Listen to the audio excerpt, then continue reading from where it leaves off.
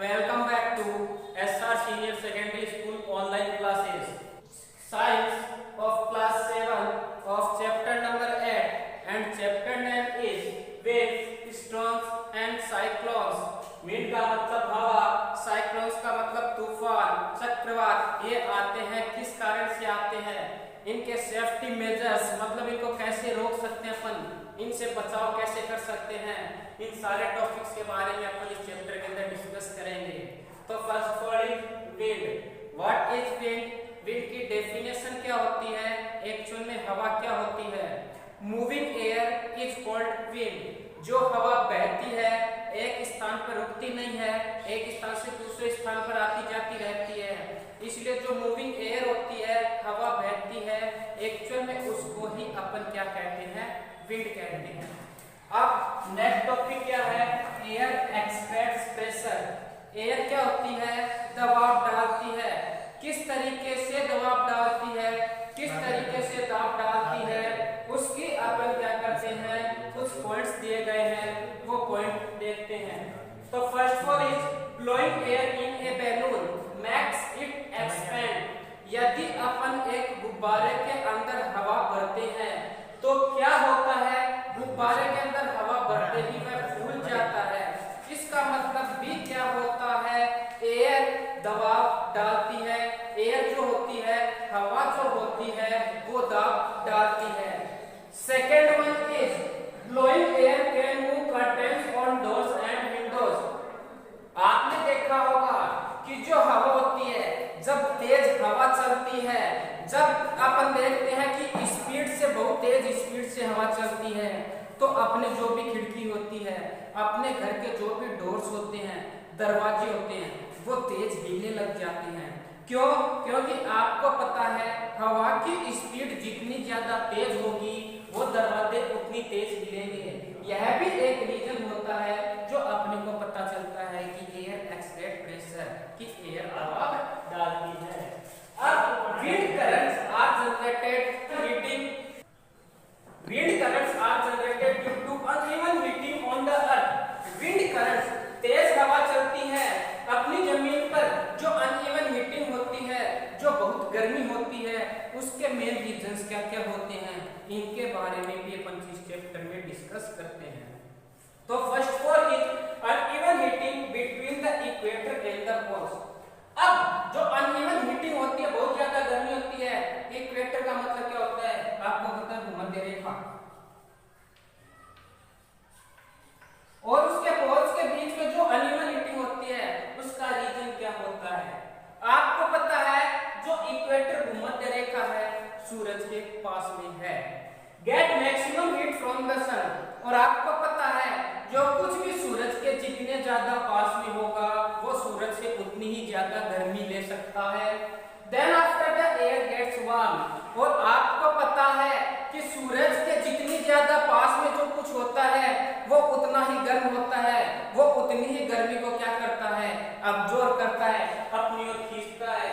अब इसके अंदर जो हवा चलती है, वो हॉट रीजन से कोल्ड रीजन की तरफ चलती है, मतलब गर्म प्रदेशों से ठंडे प्रदेशों की तरफ चलती है। गर्म हवा होती है, वो ठंडे रीजन्स की तरफ चलती है। यही रीजन होता है कि इक्वेटर के जो जितना रीजन पास में होता है, वो उतना ही ज्यादा गर्म होता है। क्यों? क्योंकि साल के बहुत ही दिनों में, साल के बहुत से समय में यहाँ पर गर्म हवा ही चलती रहती है। Second one is uneven heating on land and water.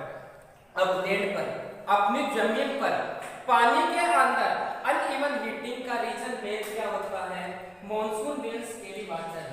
अब आपको जब पता है, जब मॉनसून का सीजन होता है, मॉनसून सीजन मीन्स जब बारिश बहुत ज्यादा होती है, तो क्या करती है, जो हवा होती है अपने साथ पानी ले जाती है, पानी को अब्जॉर्ब करती है।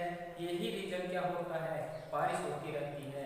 इसलिए यहाँ पर भी अनइवन हीटिंग का मतलब क्या होता है, आपको पता है कि अपनी जमीन पर सूरज से आने वाली जो रोशनी होती है, उसकी किरणें होती है, वो सीधी पड़ती है, और इसी का रीजन है कि अपनी जमीन पर भी क्या होता है, अनइवन हीटिंग होती रहती है। दोबारा डिस्कस कर लेते हैं।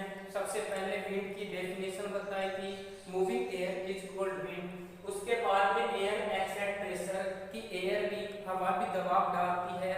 दो मैंने रीजन बताया थे उसके।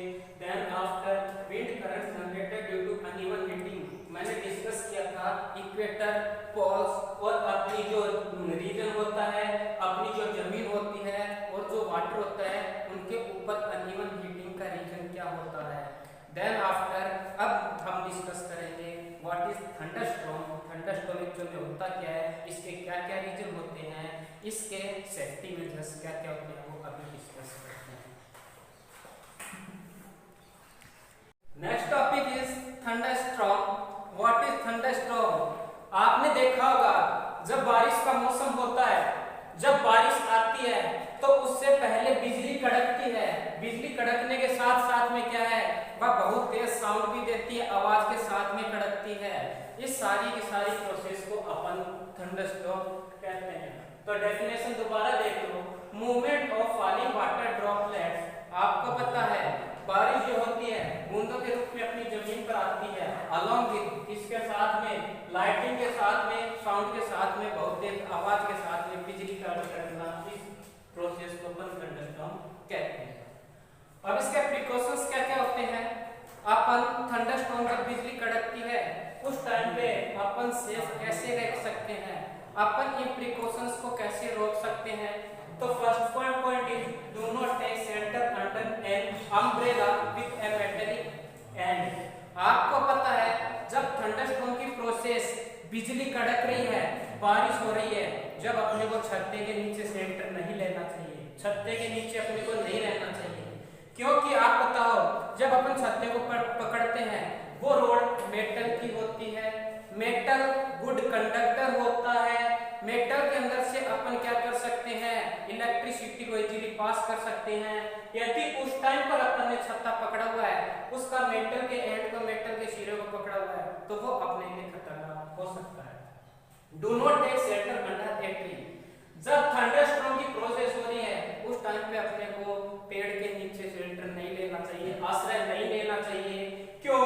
क्योंकि वह भी खतरनाक, क्योंकि बिजली पेड़ के नीचे से भी, पेड़ के बीच में से भी अपने को नुकसान पहुंचा सकती है। Do not lie on the ground. अपने को जमीन पर भी उस टाइम पे नहीं लेटना चाहिए। Third number, do not sit near a window. अपने को खिड़की के आसपास नहीं बैठना चाहिए। वाई? क्यों? क्योंकि आपको पता है खिड़की से जो बिजली होती है वो सीधा का सीधा घर में प्रवेश कर सकती है और हमारे को बहुत भारी नुकसान पहुंचा सकती है। फॉर ए कार और a bus is a safe place to take shelter. यदि उस टाइम पर अपन घर में नहीं है, अपन कहीं बाहर है और अपने पास वाहन है, तो अपने को उस टाइम पर बस या कार में चले जाना चाहिए। वही उस टाइम पर अपने लिए एक सेफ प्लेस, सुरक्षित स्थान हो सकता है। और लाइक है if you are in water. Thunderstorm की प्रोसेस हो गई, अचानक क्या हो गए, बारिश होने लग गई। उस टाइम पर यदि अपन पानी के अंदर है, गेट आउट, तुरंत अपने को पानी से बाहर आ जाना चाहिए and go inside a building. और अपनी या कुछ घर में या अपनी बिल्डिंग में चले जाना चाहिए। यही सारी की सारी थंडरस्टॉर्म की प्रोसेस होती है। डिस्कस मैंने इस चैप्टर में टुडे आज डिस्कस किया है थंडरस्टॉर्म के बारे में, विंड के बारे में, एयर एक्सेप्ट प्रेशर, एयर दबाव डालती है, उसके बारे में भी मैंने डिस्कस किया है। इस चैप्टर में बाकी अपन नेक्स्ट क्लास के अंदर पढ़ेंगे। इसका स्क्रीनशॉट ले लीजिए। कोई दिक्कत है, कोई प्रॉब्लम है, मेरे पर्सनल नंबर पे कांटेक्ट कीजिए या ग्रुप के अंदर भी मेरे नंबर है, वहाँ पे कोई भी प्रॉब्लम है उसके बारे में डिस्कस कर सकते हैं। आपकी हर समस्या का समाधान किया जाएगा।